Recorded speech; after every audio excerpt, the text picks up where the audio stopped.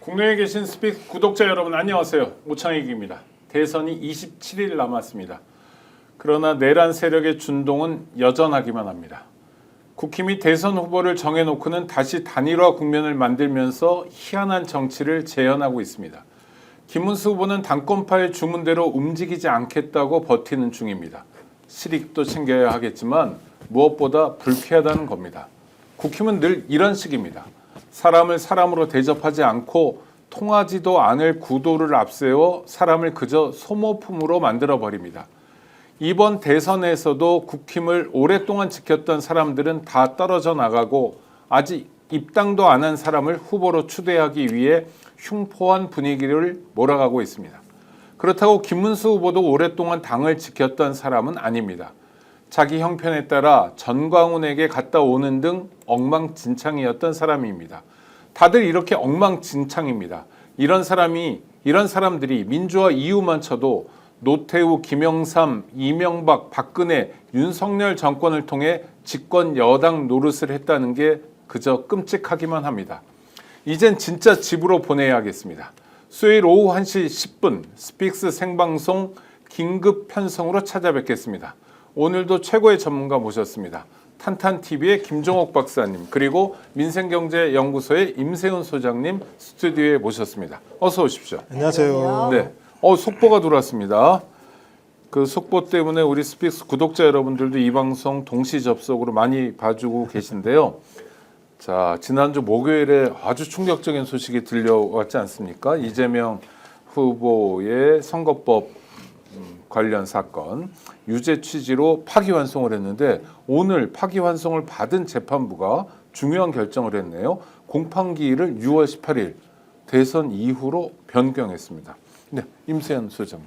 이게 뭐 기뻐해야 될 일도 아니고요. 네. 너무 당연한 절차인 것이죠. 사실 지난 목요일에 대법원 판결도 너무 비정상적이고 기본적인 정당성조차 훼손된, 그리고 법원이 그동안 갖고 있었던 70년 넘게 만들었던 어떤 신뢰와 이런 것들을 다 한순간에 무너뜨린 사건이 지난 목요일이었습니다. 그것도 굉장히 이상했는데 이례적으로 사실 이 판결문, 그러니까 피고인에게 송달하는 것도 우편이 아니라 직접 인편으로 가는 황당한 일을 또 벌였습니다. 하루 만에. 우편을 보냈는데 안 받았다고 그래서 인편이 가는 거면 그럴 수 있지만. 그렇죠. 네. 예전에 뭐 김건희 씨 관련된 논문 표절 관련된 것도 우편이 계속 안 받지 않았겠습니까? 뭐 이런 것도 아니고요. 사실은요. 그날 당일에 그냥 급하게 사람이 가가지고 주는 행위들을 해서 이걸 재판을 빨리 신속하게 하겠다라는 의지를 보이는데 이게 말이 안 되는 겁니다. 지금 이제는 대선이 한 달도 안 남았습니다. 정확하게 국민의 시간입니다. 국민이 선택해야 되는 시간이고 국민이 검증해야 되는 그런 시간에 재판부가 사실 너무나도 명백하게 선거 개입을 대놓고 한 것이거든요. 근데 정상이 아니었는데 심지어 이제 날짜까지 대선 전에 하겠다는 거 아니겠습니까? 그래서 각종 시나리오가 난무했어요. 이른바 이제 소위 말하면 각 대선 후보들은 난가병이라고 생겼다면 지금 우리 지금 선거에 하는 시민분들은 만약병이 생겼습니다. 만약. 만약에, 혹시, 만약에 이러는 거 아니야? 이런 갖가지 시나리오가 있었고 그에 대한 만반의 태세를 준비해야 된다는 여러 의견들도 많았습니다. 다행히 이제 민주당에서 여러 절차, 그러니까 이른바 장전을 해놨죠. 그 총알을 장전해서 언제든 쏠 수 있게끔 준비를 해놨었습니다. 그리고 저는 이것이 더 위대한 것이 우리 국민들께서, 시민분들께서 5월 3일에 대법원의 로그 기록 공개해라. 그리고 재판이 정당했는지 과정 공개해라라고 한 서명이 이틀 만에 100만 명이 넘었어요. 그리고 많은 시민분들께서 법원에 찾아가서 그 연휴 때도 계속 시위하고 목소리를 내셨거든요. 정보 공개 청구도 많이 했습니다. 그렇죠. 정보 청구도 한 20만 건 정도 나올 만큼 시민들이 굉장히 분노했습니다. 이거는 단순히 이재명 후보를 지지하고 안 하고의 문제가 아니라 어떻게 대한민국이 이렇게 사법부마저 이렇게 비정상적으로 흘러가고 시스템과 틀과 어떻게 보면 법을 무시하냐라는 분노가 우리 국민들께서 보여주신 거거든요. 저는 그런 것도 충분히 작용했다고 보고요. 일단은 다행이죠. 다행히 일단 이제는 정말 국민의 시간으로 와서 우리 국민들이 주권을 발휘하고 또 원칙과 상식에 맞는 이제 판단을 하는 그런 시간이 주어진 것입니다. 이건 너무나 당연한 것이고요. 그런데 일단 재판을 6월 18일로 연기를 했다고는 합니다만 만약 이재명 후보가 당선이 된다면 이건 당연히 재판도 이제 멈추는 것이 당연하죠. 근데 그러한 여진도 주지 않았어요. 이 판결문, 그 풀이라고 그러죠. 공보단 풀에 보면은 그런 여진도 안 줬었거든요. 그러니까 이런 부분도 저는 시민들이 또 슬기롭게 또 대처해 나갈 것이고 뭐 국회에서는 국회 나름대로 입법 절차를 통해서 단 하나의 틈새 없이 또 논란 없이 이걸 사건을 정리할 거다 그렇게 생각합니다. 그 서울고등법원에서 입장문 같은 걸 발표했는데요. 공보 파트를 통해서 나온 겁니다. 내외부 영향 없이 간섭 없이 오로지 헌법과 법률에 따라 독립적으로 뭐 공정하게 재판하려는 자세를 견지했고 앞으로도 그럴 거다. 이게 맨 앞에 있는 게 내자가 먼저 들어가거든요. 내외부. 네. 그러니까 내부의 영향과 간섭에 대해서도 한자라 걸쳤다 이런 느낌이 드는데요. 김정욱 박사님. 그러니까 일단 기본적으로 내부라고 얘기하면 대법관들 대법원이죠. 10명을 얘기하는 거겠죠. 네. 얘네들 뭐 하는 거야.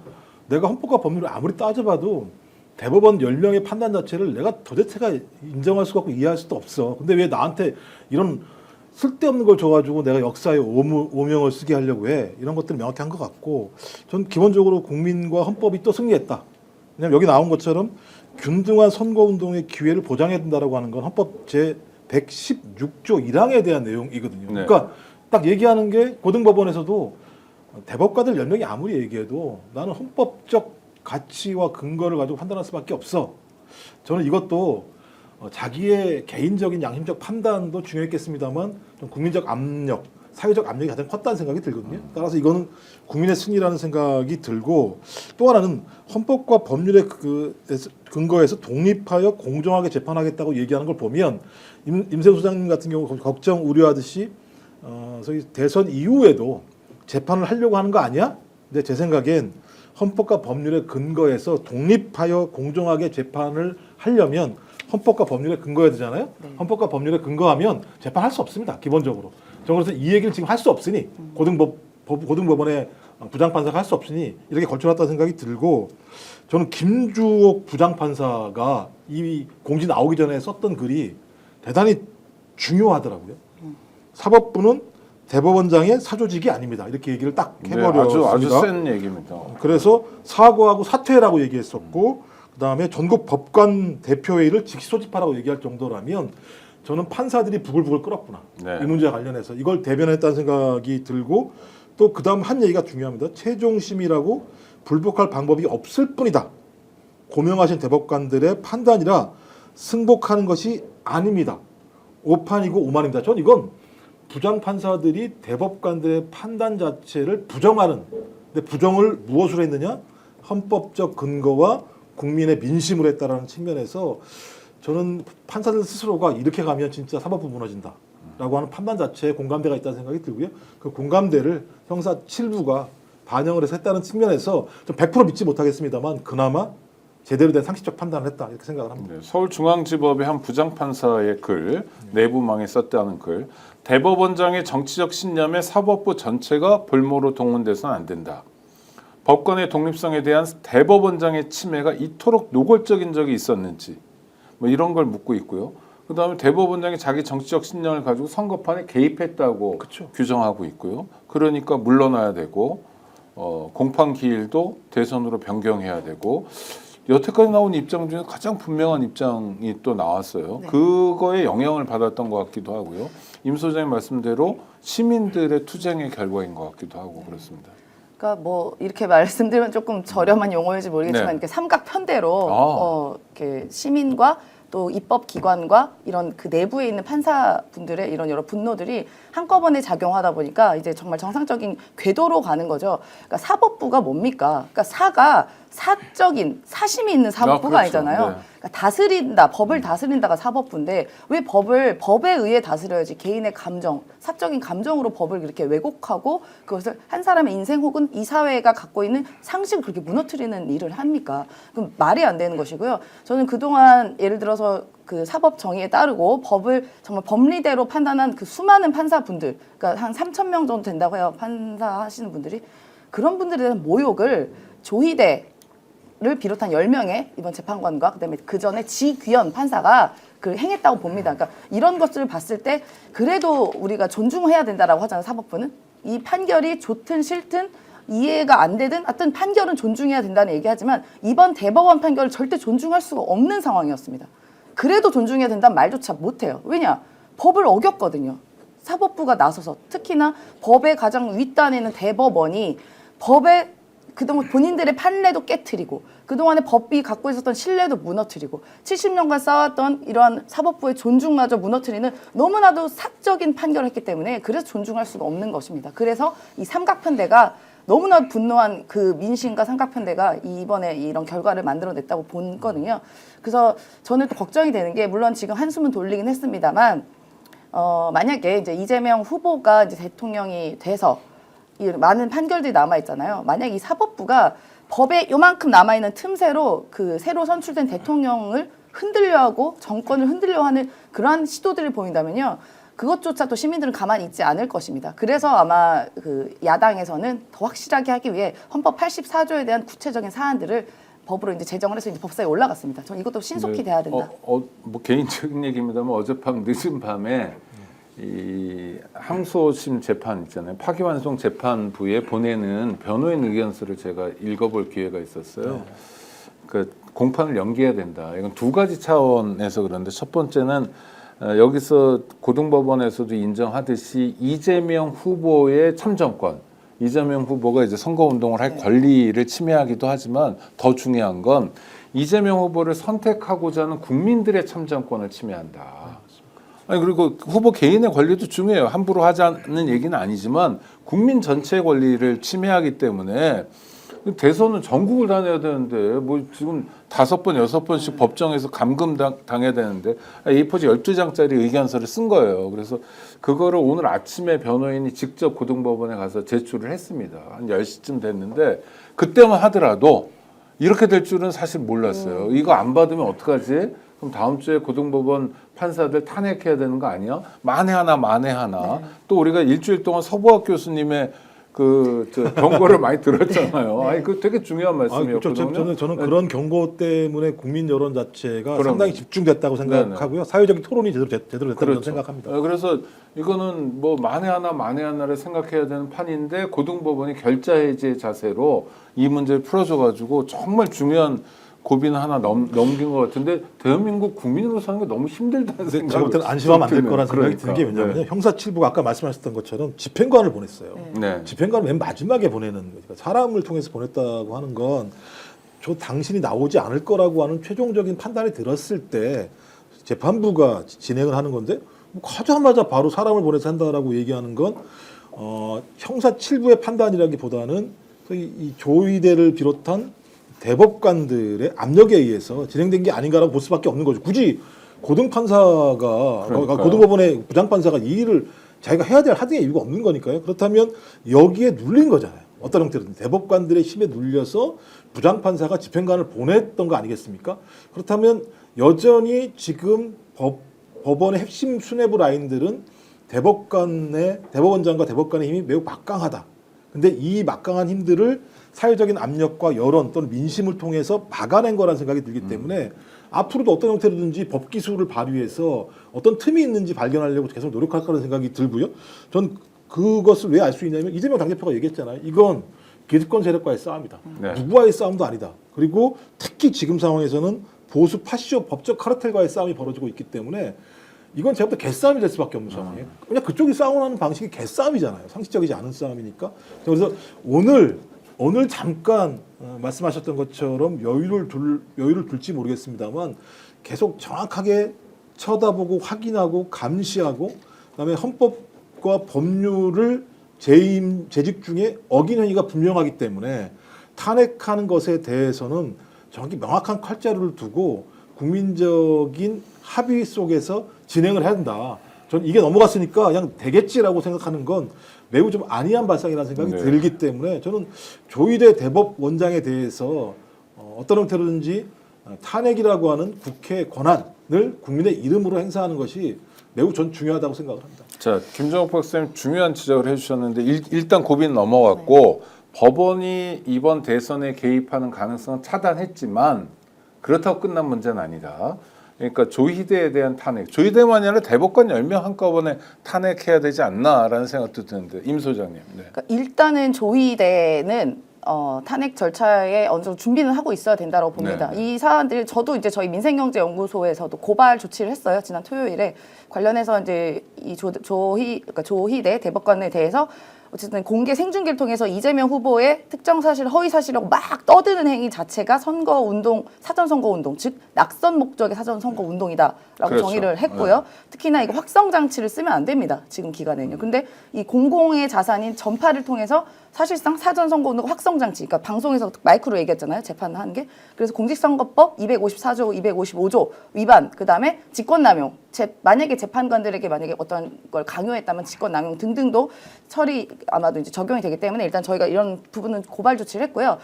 지금 뭐 우리가 꺼진 불도 다시 보자가 지금 계속 보이고 있잖아요. 네. 지기현 판사와 지난번 대법원 판결 등등을 통해서도요. 그래서 지금 저는 이 6월 18일이라는 게 잠시 안도하는 그 시간을 주었다고밖에 또 생각이 안 드는 게요. 또 이런 해석도 있습니다. 6월 18일 날 이제 재판을 하는 거예요.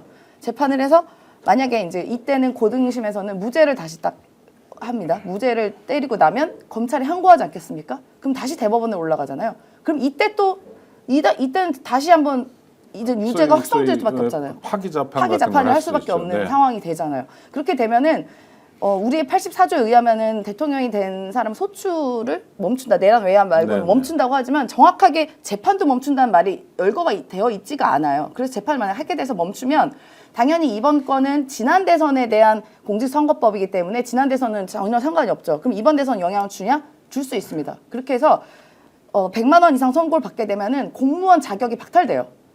대통령도 공무원입니다. 그렇죠. 그렇게 해서 대통령 물러나라 할 수도 있는 상황도 발생할 수 있다. 전 충분히 예상할 네. 수 있는 네. 시나리오라고 보고요. 맞습니다. 그런 의미에서 안전장치는 2중 3중으로 작동돼야 된다. 이를테면 조이대 일당에 대한 탄핵도 진행해야 네. 되지만 우리 벌써 법조문까지 다 외우고 있네. 공직선거법 250조 1항의 허위사실 공포에 대해서 개정안을 네. 민주당에서 준비했잖아요. 행위라는 글자를 빼는 방식으로. 그것도 해야 되고 여러 가지 안전장치를 동시에 작동하지 않으면 국민이 대선에서 어떤 후보를 선택했다는 게 무의미해질 수 있으니 그건 꼭 해야 될 것 같고요.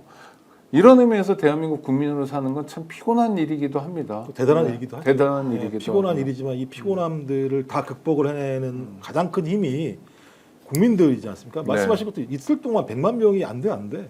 이렇게 얘기를 하고 만약에 계속 하게 되면 이제 우리가 서명만 하는 게 아니라 사회적 압력을 통해 직접 행동할 거야라는 얘기까지 하는 국민들이 계시고 이미 뭐 내란 극복 과정에서 초기에 국회 앞에 달려가셔가지고 막아냈던 분들이 계시잖아요. 그러니까 맨몸으로 네. 총과 장갑차와 헬기에 맞섰던 국민들이 계시기 때문에 이제 그럼에도 불구하고 말씀하셨던 것처럼 상황을 쭉 예의주시해야 됩니다. 근데 제가 재밌는 게 공판기일이 6월 18일로 변경을 했어요. 보름 동안의 시간을 줬더라고요. 6월 3일 날 대통령이 당선이 되고 나면 취임이죠, 바로. 어쨌든 보름이면 법안 통과가 다 가능하도록 만들어놓은 기일을 딱 잡아놨어요. 전 그래서 제가 볼 때 이 부장판사가 그런 뜻인지 알지 모르겠습니다만 저희 입법 발의 다 해놓으면 말씀하셨던 청사소송법이든 아니면 뭐 법원 조직법 다 만들어 놓게 되면 이 재판 있기 전에 다 끝낼 수 있는 방법들이 분명히 있어서 네. 저는 6월 3일 이전에 뭐 우리 국회의원들 수가 꽤 많으니까요. 입법 조치를 통해서 말도 안 되는 작태들의 법률적인 기술을 부렸던 것을 원천적으로 없앨 수 있도록 하는 방편을 민주당에서 또 조국혁신당과 함께 이거 갖다 입법을 추진했으면 좋겠다는 생각이 아니, 드는 공직선거법 250조 1항만 개정하면 그렇죠. 면소 판결이라고 그래서요. 네네. 재판 자체가 없는 사실에 뭐 처벌 조항이 없으니까 가장 깔끔해요. 그러니까 일단 시간 벌었으니까 두 분 말씀하신 것처럼 그렇게 법을 풀어가면서 하면 뭐 아무 문제도 없고 갈 때 더 밀어붙여야죠. 네. 법원 조직법도 아, 바꿔야죠. 그래서 그렇죠. 예, 법원 개혁도 해야죠. 예, 네. 대법관들 소위 10여 명, 14명. 14명 정도가 모여서 모든 것들을 판단하고 자기 마음대로 대선 후보를 거꾸로 틀릴 수 있다라는 생각들을 했다는 거 아니겠습니까? 그러니까 제가 볼 때 국민주권이라고 하는 개념도 없는 사람들이 대법관으로 앉아 있는 걸 우리는 몰랐던 거잖아요. 네. 그렇다면 이런 것들을 해소할 수 있는 방법들을 마련해서 국민들이 안심하게 해야죠. 내가 일상생활을 열심히 그냥 재밌게 살아가도 내가 이런 일을 안 해도 민주주의가 잘 작동할 수 있어라고 하는 것을 보여줘야 된다는 생각이 드는 것이고 이 사건이 왜 진짜 나쁜 짓거리냐면 이 세 가지 측면인데요. 하나가 뭐냐면 우리가 다 아는 겁니다만 우리나라에서 법을 제일 잘한다고 저는 제가 볼 때 법을 제일 잘하는 것 같지 않은데요. 대법관 10명이 내규를 어기면서 이걸 진행했다는 거 하나입니다만 또 하나는 그러니까 재판에 대한 판단을 할 수 없는 재판권이 없는 사람들이 재판권이 없는 내용들을 미리 알아가지고 소위 이 내용들을 숙지하고 작전을 짠 게 아닌가라고 하는 측면들의 문제인 거고, 또 두 번째는 재판을 해야 되는, 저는 합의체 관련해서도 마찬가지입니다만 48시간 동안 6만 8천 페이지를 보고, 그다음에 거기에 있는 대법원에 있는 연구관들 같은 경우 그 짧은 시간에 연구 보고서를 만들어서 대법관들한테 제출한, 이런 일들이 벌어졌다라고 국민들한테 거짓말하면서 이건 판결을 내린 이런 행위가 벌어졌기 때문에 총체적인 헌법과 법률 위반 행위들을 10명의 대법관이 벌였다. 그렇다면 이들을 어떻게 할 것인가? 제가 맨 처음에 말씀드렸던 것처럼 대법원장에 대한 탄핵은 명확한 거라는 생각이 들고요. 그 외에 9명 대법관에 대해서도 어떻게 할 것인가에 대한 판단들을 좀 빠른 시일 내에 저희가 내용을 정리해서 거기에 대한 국회의 헌법적 권한들을 행사해야 된다고 생각을 합니다. 네, 많은 분들이 지금 동시 접속 중이신데 구독도 좀 부탁드립니다. 구독 많이 해주시고요. 좋아요 또 많이 눌러주시기 바랍니다. 그래서 더 많은 분들이 이 방송 함께 했으면 좋겠고요. 최인숙 님이 구독자 중에 대법원 인원을 50명으로 해야 된다. 아주 혁신적인 방안인데 좀 더 나갔으면 좋겠습니다. 독일은 대법관 숫자가 200명이 넘습니다. 네. 거기는 하는데 우리는 왜 못하느냐. 대법관은 14명, 뭐 28명 이 정도로 귀족 같은 사람들만 앉아있으리란 법은 없고요. 여기에도 이제 민주주의 원리 개념이 좀 들어갔으면 좋겠습니다. 네, 임 소장님. 네, 그러니까 우리나라가 인구 대비해서 대법관 숫자가 현저하게 적습니다. 거의 뭐 핀란드, 우리나라 인구가 비슷한 핀란드 같은 경우는 우리보다 10배가 많거든요, 대법관이. 그러니까 그런 부분도 차츰 이제 개선해 나가야 될 것이고요. 얼마나 이 대법원이 그동안 권위를 얼마나 누렸냐 하면 그 숫자도 작지만 숫자가 작은 만큼 권한이 또 많잖아요. 그러니까 이걸 끊임없이 숫자 늘리는 걸 반대해 왔다는 것도 있고, 그리고 오히려 대법원은 이제 구름 위에 떠 있고 싶었나 봐요. 그래서 지금은 우리가 뭐 이렇게 1심, 2심, 3심이 있고 대법원이 3심이잖아요. 네. 오히려 대법원은 그동안은 우리는 재판 실무에 참여 안 할게. 그러니까 우리 밑에 상고법원. 법원을 만들어 달라는 요구도 했을 만큼 이 분들은 그러니까 본인들은 신의 영역을 생각했던 것 같아요. 저는 이 부분을 포함해서 이번을 계기로 대법원에 대한 구체적인 개혁도 필요하다라고 생각이 듭니다. 그리고 이 조희대 원장에 대해서 말을 안 할 수가 없는데요. 이번에 그냥 이 6월 18일로 넘어갔다고 이 사람 그만두면 안 됩니다. 그러니까 저는 철저하게 이번 사건에 대해서 죄를 물어야 돼요. 죄를 물어야 되고, 지금 저희가 아까 제가 말씀드린 것처럼 조희대 대법원장을 저희 공수처에 고발을 했는데 저희뿐만 아니라 다른 데서도 고발을 한 걸로 알고 있습니다. 이번에 과연 대법원장이 단독으로 했냐 이런 결정을, 이 부분 저는 찾아야 된다고 보거든요. 전 단독으로 했다 생각하지 않습니다. 그리고 서영교 의원이 법사위에서 이런 그 제보를 들었다는 이야기도 했어요. 조희대 대법원장이 윤석열과 친한 친구인데 조희대 대법원장이 윤석열한테 이런 얘기를 했다는 거 아니겠습니까? 서영교 의원의 말에 의하면 만약에 이재명 후보 관련된 건이 대법원에 올라오면 내가 그 전에 대선 전에 빨리 처리한다라는 식의 제보가 있었다는 겁니다. 저는 이 부분도 굉장히 신빙성이 있다고 생각이 들어요. 지금까지 사건을 보면요. 그래서 조희대 대법원장 어쨌든 그 고발이 들어갔으니까 핸드폰 뭐 이런 거 다 압수수색해서 철저하게 이번 건에서 수사를 해야 될 것이고요. 그리고 국회에서도 국정감사나 뭐 이런 걸 통해서 조희대 대법원장이 있었던 이번에 이런 어떻게 보면 제3의 내란 사태, 법적 사법 내란 사태에 대해서도 반드시 처벌하고 물어야 됩니다. 그냥 두리뭉실 지나가면 절대로 안 된다고 생각해요. 네, 그러니까 본보기로. 네, 양승태의 잘못이 뭔가를 생각해보고 네. 거기에 조희대를 빗대면 답은 나오는 것 같아요. 양승태 정도면 제가 볼 때는 양호한 거죠. 그러니까요. 조희대에 비하면 아무것도 아닌 거죠. 아니, 양승태가 뭐 대놓고 뭐 선거에 개입하고 이런 건 아니었잖아요. 그렇죠. 상고법원 만들려고 했던 거니까. 네. 하여튼 조희대라는 이름 잊지 않고, 조희대만이 아니라 10명의 대법관들이 있지 않겠다는 국민적 뜻이, 의지가 모이고 있는 것 같습니다. 근데 이 그림은 좀 크게 봐야 될 것 같아요. 네. 임 소장님 말씀하셨던 것처럼 왜 조희대라고 하는, 소위 지금까지 가장 보수적이며 가장 안정적으로 어떤 판결을 해왔던 대법원이 이런 일을 벌였을까? 조희대 개인들이 무슨 야망이 있었을까? 좀 그렇게 생각이 들지 않는 측면이 있거든요. 그렇다면 말씀하신 윤건희를 중심으로 해서 한쪽에는 한덕수라고 하는 어떤 전직 권한대행 국무총리, 또 한쪽에는 조희대라고 하는 소위 보수 파쇼 사법 법적 카르텔, 이걸 통해서 소위 윤건희의 복권, 또 그다음에 이 기득권 세력들의 유지라고 하는 측면 자체가 작동을 했는데, 이 작동 자체가 지금은 드러난 거지 않습니까? 그러니까 네. 그 이전부터 얼마나 오랫동안 여기 암약하면서 자기들의 이익을 위해서 인권을 유린하고 그다음에 법을 갖다 유린하고 이런 일이 벌어졌을 거라는 생각이 많이 들기 때문에 이번 참에 이 법적 카르텔을 깨는 것뿐만 아니라 대한민국 사회에서 암적인 존재인 기득권, 잘못된 기득권 카르텔을 깰 수 있는 더 큰 사회 대기업 차원으로 넘어갈 수 있는 계기가 돼야 된다 이렇게 생각을 합니다. 네. 오늘 고등법원의 입장 맨 앞에 나오는 단어 내외부의 영향 간섭 없이라는 표현이 아마 오늘의 사태를 읽는 하나의 중요한 단서가 아닌가 싶습니다. 그럼에도 불구하고 고등법원에서 현명한 판단을 해줘서 국민들이 걱정을 덜게 되었고요. 자, 오늘 뉴스가 쏟아지고 있는데 홍준표 씨 떠날 때는 말 없이 떠나는 건 가수 현미나 하는 거다라고 하면서 분명한 입장을 밝혔습니다. 내가 겪은 경선 과정. 야, 굉장히 재밌는데요. 윤석열 일당이 자신의 지금 화면에 나오고 있네요. 자신의 정치적 이익을 위해서 새로운 판을 만들었고 그 판에서 만만해 보이지 않는 자기는 제껴버렸고 만만해 보이는 김문수가 됐는데 다른 상황이다. 아주 세게 얘기합니다. 윤석열은 나라 망치고 당도 망치고 한국 보수 세력도 망치고 있다. 그 대가를 혹독하게 치를 거다.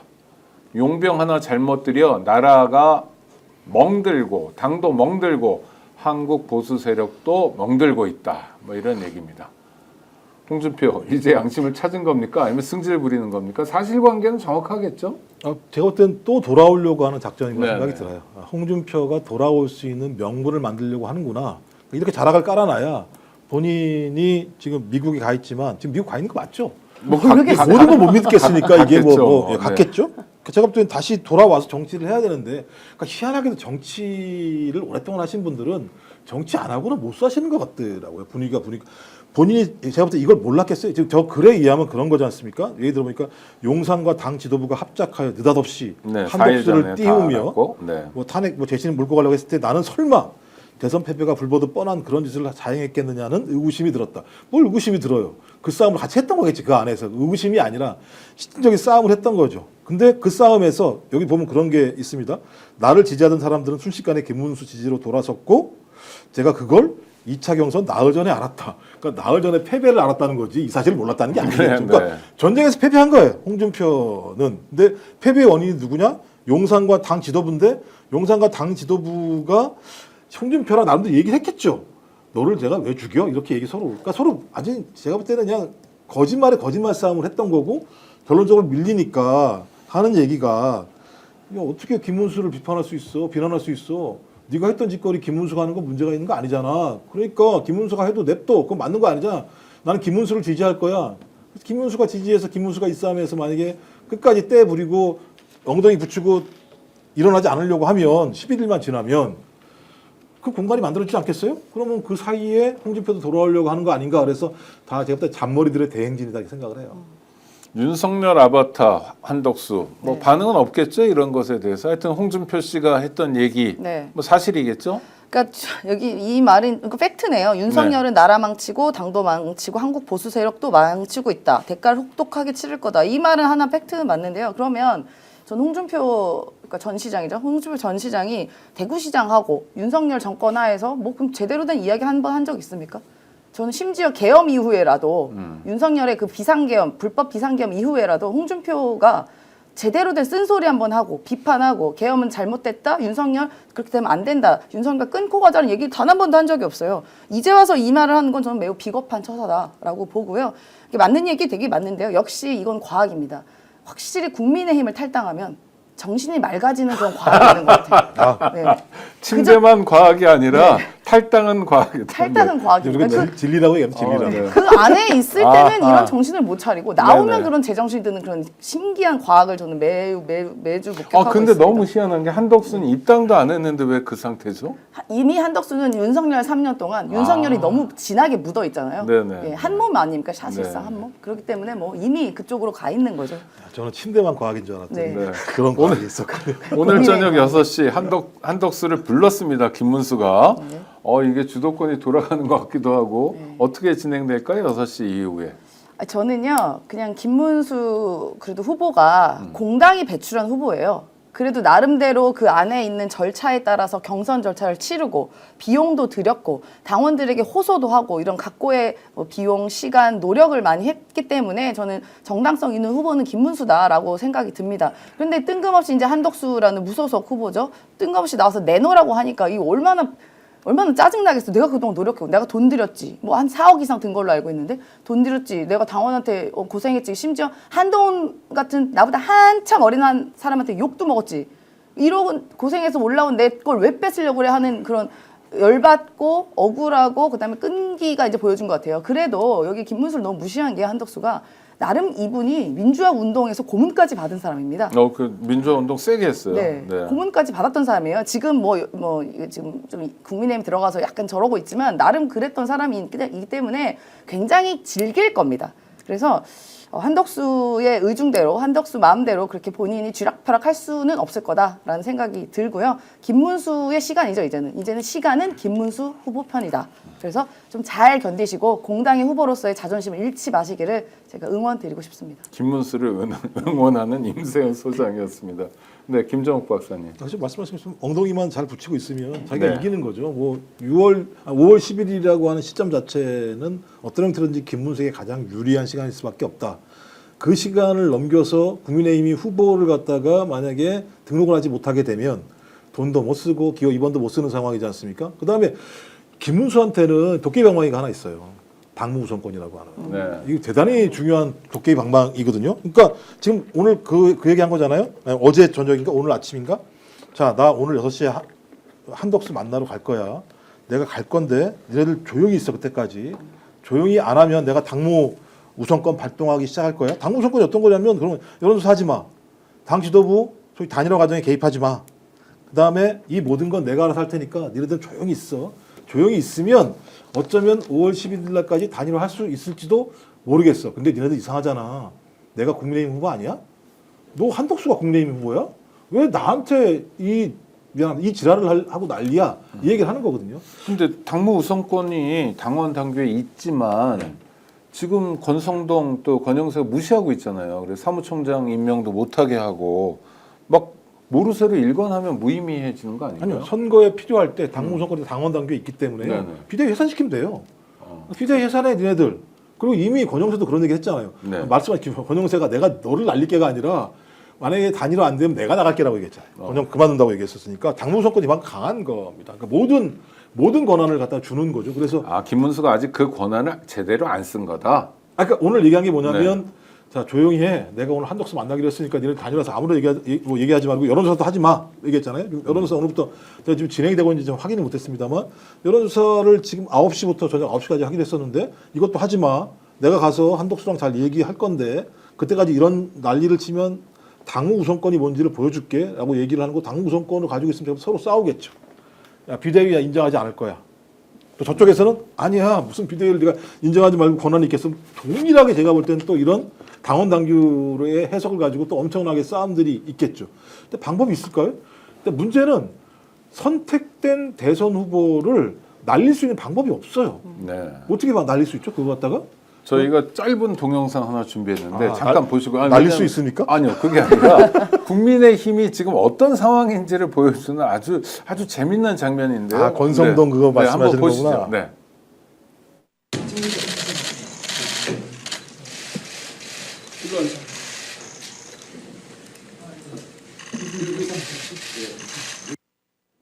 네, 저게 일로 앉아였거든요.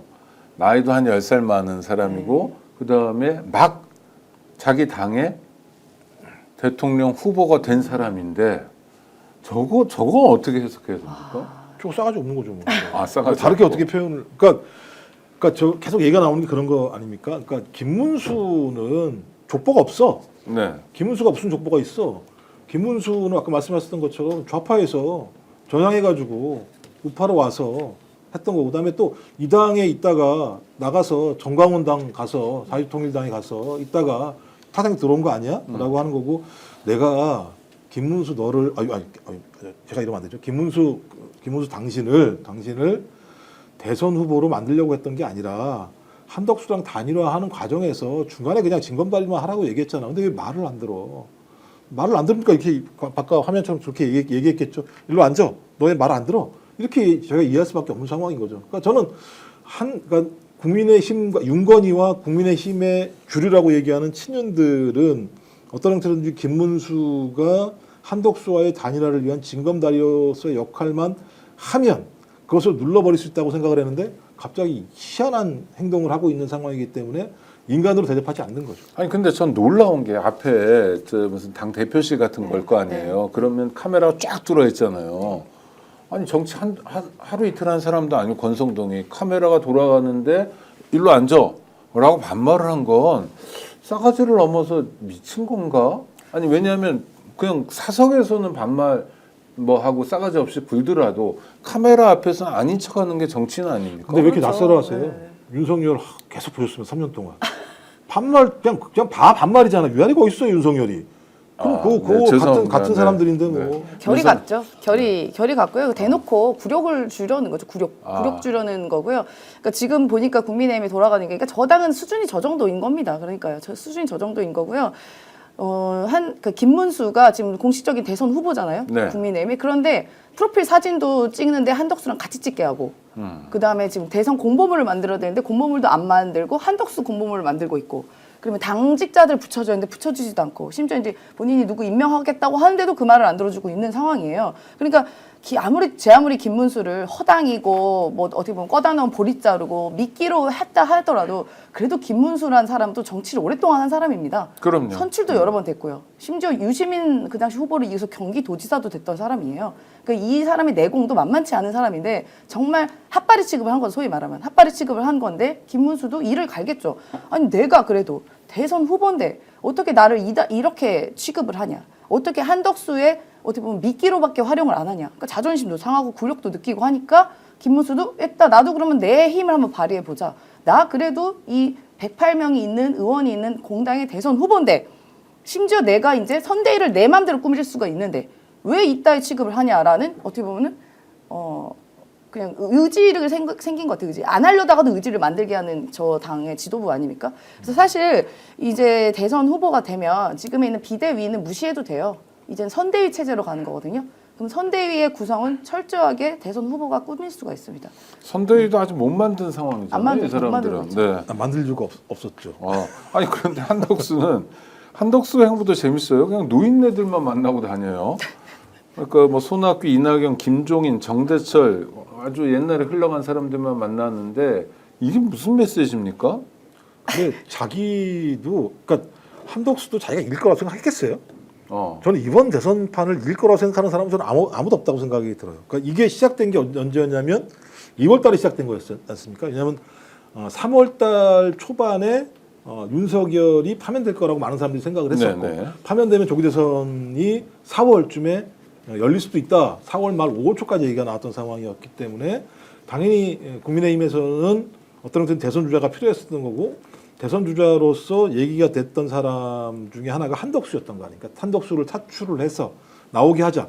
그랬을 때는 한덕수가 가장 만만한, 그러니까 정치를 한 번도 해본 적이 실제로는 없고 그 다음에 윤석열 아래에서 2인자로서 고분고분 다 따랐었고 그 다음에 또 윤건희가 컨트롤이 가능하다고 생각했었고 친윤도 그럴 거라고 생각했었기 때문에 이 사람을 앉혀서 어떤 형태인지 윤건희 또는 친윤 체제를 당에 완벽하게 공고화시키는 역할만 하는 걸로 생각을 했었던 거죠. 그러면 한덕수도 그런 상황을 모르고 야 내가 나가면 되겠는데 이렇게 생각을 했을까요? 좀 그렇다면 지금 할 수 있는 일이 뭐겠습니까? 그냥 국민의힘의 명령이나 윤건희의 명령을 따르면 되는 거고 그 따르기 위해서 할 수 있는 게 뭐냐? 가만히 있다가 그냥 자기가 할 수 있는 사람 몇몇 사람 만나는 거고 그 외에 오더가 나와야 되는데 아직 오더가 안 나온 거죠. 저는 그래서 이번 선거는 기본적으로 그냥 당권 선거라고 봐요. 저는 조기 대선은 대통령 선거가 아니라 윤건희와 친윤 세력이 당권을 공고하게 함으로써 재기를 할 수 있는 발판을 만들려고 하는 것이 가장 중요한 이유 중에 하나다. 근데 이걸로 정리가 될 줄 알았는데 갑자기 김재원, 그러니까 김문수 아래에 있는 김재원, 그다음에 의원 차명진. 요 만만치 않습니다. 요 두 사람들 만만치 있어요. 않은 사람입니다. 아마 안 해도 좋아. 우리 지금 어때? 니들 내가 죽일 거야. 내부에서 이렇게 할 만한 사람들이에요. 제가 볼 때는 잘못 물렸죠. 네. 잘못 물린 거기에 뭐 상황이라고 봐요. 박계동도 있고요. 만만치 예, 않습니다. 만만치 않습니다 여기. 않습니다. 저 김재호는 내년에 대구시장도 하고 싶고 네. 각자 셈법이 다 있습니다. 네. 일단은 지금 이제 선대위 체제가 되고 대선 후보 중심으로 흘러가잖아요. 그 대선을 지더라도 당의 어떤 기득권은 본인들이 접수를 할 수는 있죠. 그러면 뭐가 있냐? 내년에 지방선거가 있습니다. 그러니까 지방선거는 수많은 뭐 지방 의원들과 뭐 도지사, 군수, 그러니까 후보가 제일 많은 때가 지방선거잖아요. 네. 그만큼 권한이 혹은 이익이 많이 생기는 어떻게 보면은 장이 열리는 거죠. 그걸 어떻게 포기하겠습니까? 김재원 같은 분이요. 본인이 이제 공천권이 생기는 거잖아요. 아니, 이런 거. 본인이 선수로 뛸 수도 있죠. 그렇죠. 대구시장에 셀프 나가고 싶어 공천해도 하니까. 되고, 네. 예, 공천권도 생기고, 내가 그동안 신세졌던 사람들, 도와주고 싶었던 사람들, 뭐 이렇게 무난하게 뭐 이렇게 할 수도 있는 그런 권한이 생기는데 이걸 왜 포기하겠습니까? 전 절대 포기하지 않을 거고요. 한덕수 같은 경우는 지금 계속 아까 말씀하신 것처럼 왜 이렇게 나이 많은 분들 만나고 다니냐.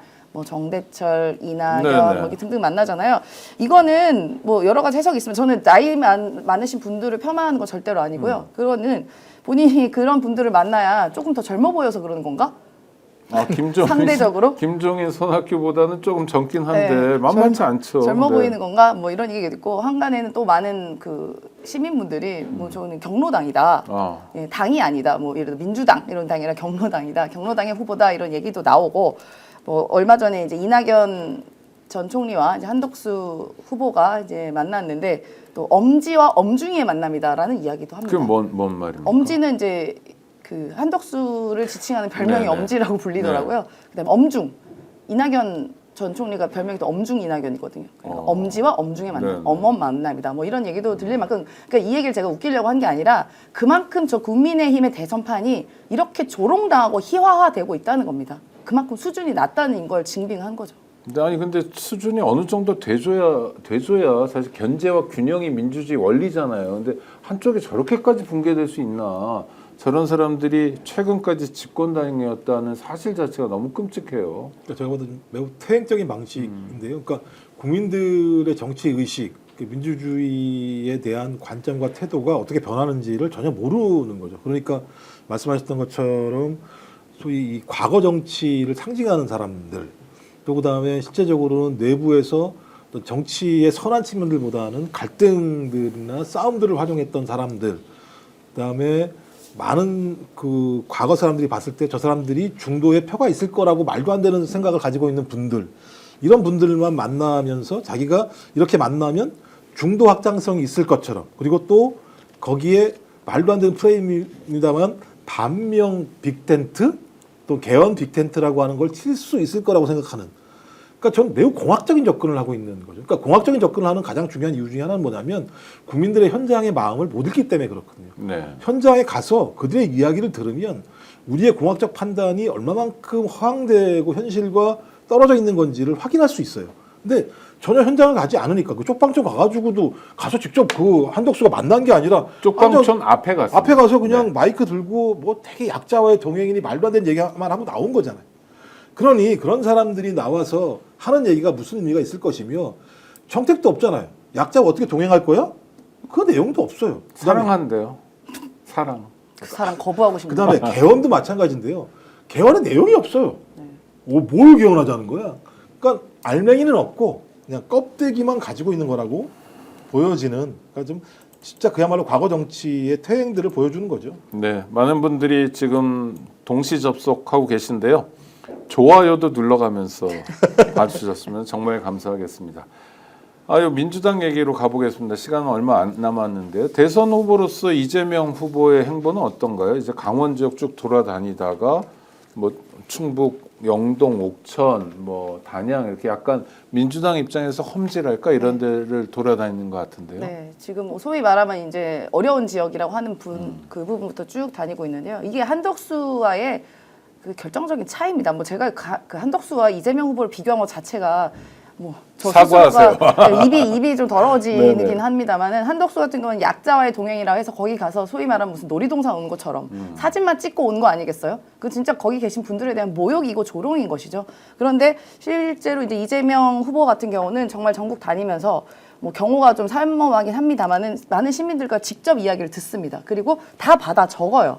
얼마 전에는 어떤 분이 뭐 어떤 민원과 정책 제의를 해서 하셨어요. 어떤 시장 같은 데서. 근데 앞에 계신 분이 어쨌든 조금 이렇게 경호상, 아까 뭐 이 부분 다음에 얘기하고 약간 치니까 아니에요, 제가 말 들을게요, 어디 얘기해 보세요라고 하면서 실제로 정말 다 적고 귀담아 듣고 또 쓴소리도 귀담아 듣고 하는 그런 태도와 행동이 저 대선 후보는 과연 저게 바로 격에 맞는 거다라는 것을 보여주고 있고요. 심지어 지난 목요일에 그 황당무계한 대법원 판결도 나왔잖아요. 네네. 흔들릴 법한데 뭐 당연히 국민만 믿고 가겠다라는 그런 의지로 그럼에도 불구하고 쭉 일정을 다 순서대로 소화를 했습니다. 당연히 흔들리지 않았을 것이고 역시 국민을 믿은 결과가 뭐 아직 잠시긴 합니다만 그 재판도 연기가 됐고 그 100만 명이 서명을 이틀 동안 한 그런 모습을 보여줬거든요. 그래서 이재명 후보의 그 저서 말처럼 결국 국민이 합니다라는 것을 몸소 본인이 몸소 또 받아들이고 있고 몸소 지금 깨우치고 있는 그렇게 행보를 보이고 있습니다. 저는 건폭으로 몰려가지고 죽음으로 내몰린 양희동 씨라고 양희동이었어. 2년 전 사건인데 윤석열 정권에서 건설 노동자들을 건폭이다 막 카르텔 이래가지고 하여튼 이분이 죽음을 선택했죠. 사실 강요당했는데 이분 부인이 사는 데가 속초인데 속초에 이재명 후보가 왔을 때 못 만나고 단양에 왔을 때 글로 일부러 찾아온 거예요. 그래서 편지를 이렇게 주니까 아유 그러시냐고 하면서 그 다음에 편지를 읽고 난 다음에 일부러 또 얘기하는 장면이 있어요. 기자간담회 같은데 너무 불쌍하다, 너무 마음 아프다. 뭘 그렇게 노동자들이 당연히 일감 달라고 그러는 거지 그걸 가지고 그렇게 검경 동원해가지고 정권에서 전 요 대목이 참 좋아 보였어요. 뭐 남의 고통이긴 하지만 그래도 고통과 연대하려는 고통을 보는 마음 있잖아요. 이렇게 아유 불쌍하다, 마음 아프다. 이게 전 정치인의 기본이 아닌가 싶어요. 전 정치인을 떠나서 이재명 후보는 소년공 출신이잖아요. 네네. 그 삶을 더 잘 알죠. 그 지금은 그나마 노동자들의 권리가 보장됐지만 그 당시에는 노동자의 권리가 어디 있습니까? 그렇죠. 그때 소년공이면 무슨 예를 들면 노동자의 권리라고 하는 건 찾아볼 수도 없는 것이고 거의 가장 처참한 삶을 누렸을 거라는 생각이 들고 그런 DNA를 가지고 있는 거죠. 근데 그런 DNA를 가지고 있는 사람이 인권 변호사를 하고 정치에 뛰어들었고 그다음에 엄청난 기득권 세력의 탄압을 받으면서 살아갔었고 이것도 마찬가지입니다만 양희동 여사 같은 경우도 마찬가지지만 예를 들면 기득권들의 어떤 침탈, 인권 침해 속에서 그것에 항거하면서 목숨을 걸고 부당한 노동자들의 삶을 갖다가 어떤 세상에 보여주기 위한 뭐 저는 많은 분들이 이렇게 예를 들면 분신이라는 걸 택하지 않아야 한다고 저는 생각을 합니다만 그런 것들을 저는 이재명 후보가 잘 알고 있기 때문에 그런 행보들을 한다는 생각이 들고 사회적 약자를 우리가 보호하는 건 국가의 존재 이유입니다. 그러니까 기본적으로. 그러니까 국가가 만들어진 가장 큰 이유 중에 하나도 약자에 의한 약자를 위한 약자의 국가를 만들어서 우리 모두가 공동체로 살아가기 위한 기본적인 골간을 만드는 게 국가라는 측면에서 정치는 이런 분들을 위해서 존재해야 된다라고 하는 사실들을 이재명 후보는 잘 알고 있기 때문에 그리고 그런 시그널들을 준다는 생각이 들고요. 그래서 그 모습은 대단히 중요하다라는 거 하나하고 또 더 중요하게는 이재명 지금 후보가 현 상황을 가장 잘하는 것 같아요. 매우 어려운 상황이다. 경제도 매우 어렵고 민주주의도 매우 어려운 상황에서 이 상황을 극복할 수 있는 가장 중요한 방법은 내란을 진압하고 민생을 회복할 다수유권자 연대를 만드는 거다. 다수유권자 연대를 만들기 위해서는 진보와 중도도 중요합니다만 합리적 보수까지 끌어안아야 되거든요. 그래서 첫 행보를 강원도 경북 지역을 가면서 다수유권자 연대를 통해서 강력한 힘을 가지고 경제 위기, 민주주의 위기를 극복하는 힘은 국민에게 있다라고 하는 걸 보여주려고 하는 전 정치적 행보라는 생각이 들기 때문에 전 잘 잡았다. 예를 들면 일정과 메시지 이렇게 생각이 듭니다. 뭐 험지라고는 하는데 이재명 후보가 이렇게 돌아다니는 곳들을 보면 사람들이 꽤 많이 모여요. 그것도 좀 신기한 것 같은데, 그러니까 여태까지와 다른 방식으로 이재명 후보와 국민들이 만나는 것 같고, 그 다음에 국힘을 많이 찍었던 지역도 여태까지와 다른 방식으로 민주당과 만나는 것 같고, 그래서 야 이렇게 판이 또 가는구나 싶기도 합니다. 정말 시간이 얼마 안 남았는데 내랑 우두머리. 산보를 다니네요. 보리밥집에 갔다가 한강변을 개 끌고 산책을 해요. 이게 뻔뻔한 거죠. 이건 뭔 영어 한마디 하면 뭔 시츄에이션입니까? 아니, 저는 네. 정말 이거 나는 건재하다. 건재하다. 나 이러고 다니고 있다. 나 건재하다. 그리고 내가 앞으로 재판도 나에게 유리할 수도 있다. 너 봤지 판 봤지? 그러니까 어제까지예요. 오늘 지금 길 변경된 거 네네. 말고. 봐봐 이재명 날아갈 수도 있어. 후보 못 될 수 있어. 다시 내 세상이야라고 저는 보여주는 거라고 생각이 들어요. 그리고 국민은 보고 조롱한다고 생각합니다. 조롱. 기분이 너무 나빠요. 그러니까 우리 예전에 윤석열 후보 시절에 개사가 기억나시죠? 네. 광주 그 5.18에 대해서 뭐 이상한 얘기해가지고 그때 논란이 되니까 개에다가 사과 준 그 개사가 있잖아요. 네, 네. 저는 그 생각이 계속 듭니다. 개 데리고 다니면서 국민에게 제가 내란 일으켰고 계엄 일으켰고 국민을 어렵게 했고 위기를 이렇게 만들어서 죄송합니다의 사과가 아니라 그래서 뭐 내가 뭘 잘못했는데 나 대통령의 권한 행사한 거 뭐가 잘못했는데 나는 건재해 아무렇지도 않아 앞으로 어떠한 법적 처벌도 안 받을 거야 나한테는 지귀현 같은 사람 얼마든지 많아라고 국민을 조롱하고 그런 태도를 보여서 정말 분노하지 않을 수가 없었습니다. 단순히 얼굴이 꼴배기 싫어서도 아니지만 네. 그 모습이 정말 국민께 정말 약 올리는 기분? 예, 그런 기분이 들었습니다. 윤석열 어떻게 해야 됩니까? 물론 감옥에 보내야 되는데 지금 네. 일종의 자신감을 얻은 건가요? 뭐 의도적인 거잖아요. 한강변에 나와 한강시민공원에 나왔다는 거. 입이 올리면 기분이 나빠서. 아, 네. 일단 보니까 이 댓글에 보니까 좋아요를 3번이나 눌렀다고 하시는 분들이 많이 계시네요. 워낙 그 좋아요를 강조하니까. 아, 네, 감사합니다. 그 제가 볼 때는 1895년인가요? 김홍집이 돌아다니다가 백성들한테 몽둥이 맞아서 죽은 케이스가 있습니다. 네. 그러니까 저는 공감 능력이 없는 거고 항상 제가 볼 때 게임으로 보는 것 같아요. 그러니까 조이대랑 대법관들이 이렇게 했으니까 내가 등장하게 되면 이거 새로운 어떤 흐름들이 만들어지지 않을까라고 생각을 하는 것 같은. 그러니까 적어도 국민들이 12월 3일, 4일 민주주의가 무너지겠다라고 하는 생각 때문에 모두가 나와서 그것을 지키기 위해서 목숨을 걸었고 그 이유는 마찬가지입니다만 한판이 헌재 심리 과정에서 거짓말로 일관을 하고 직위원 때문에 밖에 나오고 심우정 때문에 계속 주저앉을 수 있게 됐던 이런 상황들을 보면서 자기가 얘기를 하면 자기가 개를 끌고 산책을 나가면 국민들이 자기를 지지해 줄 거라고 생각하는 것 같은데요.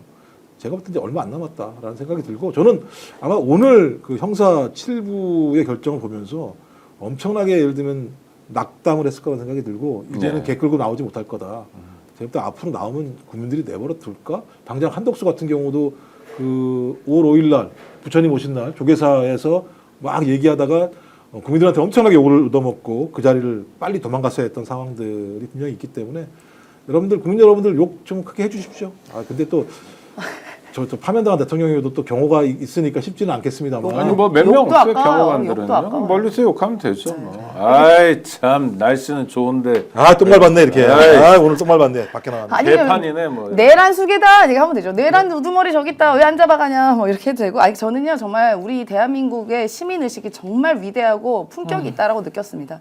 예를 들어서 치안이 좀 불안정한 나라에서 저렇게 내란 수계 피의자가 저렇게 돌아다니면요 한 10초 만에 죽습니다. 맞아 죽어요. 네. 그만큼 아니 그러니까 우리 문명 국가죠. 우리는. 그러니까요. 네, 우리나라의 그 위대하신 국민의 시민 의식이 정말 높다. 윤석열 저렇게 아무렇지 않게 돌아다닐 수 있다는 게 우리나라의 국민인 걸 다행으로 알아라라고 말씀드리고 싶네요. 윤석열에게. 맞습니다. 우리나라 참 독특한 나라입니다. 별일이 다 일어나는 나라입니다.